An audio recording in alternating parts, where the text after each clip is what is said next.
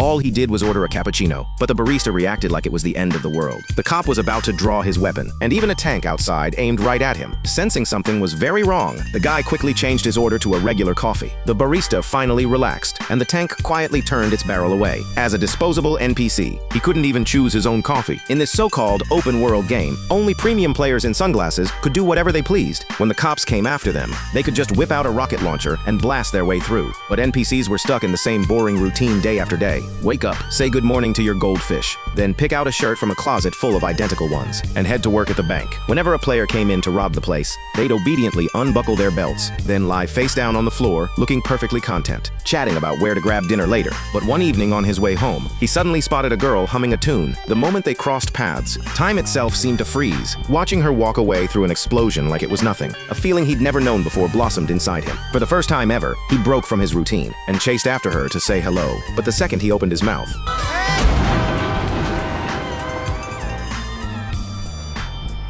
luckily, NPCs can respawn indefinitely, but something inside him had already started to change. When a robber blasted through the bank counter again, he suddenly felt like none of this mattered anymore. And when he looked up, there she was again, the girl from his dreams. His coworker told him to give it up and stop fantasizing about the VIPs in sunglasses, but that actually gave Guy an idea. What if he just took the robber's sunglasses? The player behind the screen was stunned and scrambled to fight back. Everyone assumed NPCs were supposed to just take it, but Guy wanted to take control of his own fate. With his self-awareness now fully awakened, he actually took the shot in the struggle. Everyone was stunned, but he bolted out of the bank without looking back. He put on the sunglasses and saw a world he'd never seen before. The whole city was covered in neon indicators, with jets and artillery scattered everywhere. He found a health pack nearby, and it instantly healed the wounds on his face. Guy felt incredible, like he'd never truly been alive before this moment. Just then, a player got taken out and dropped a pile of gold coins. Guy happily scooped them up and suddenly had 6 months' salary in his bank account. He withdrew every last cent and bought the sneakers he'd always wanted. But just as he set out to find the girl, the game company had already noticed something was off. The footage of Guy eliminating a player made the programmers think a hacker had broken in, so they suited up in their favorite skins and jumped into the game to deal with Guy. Keys dressed up as an angry cop, and Mouser went as a pink bunny. But when they confronted Guy with their accusations, he just stared at them completely clueless. Nice skin. Thank you.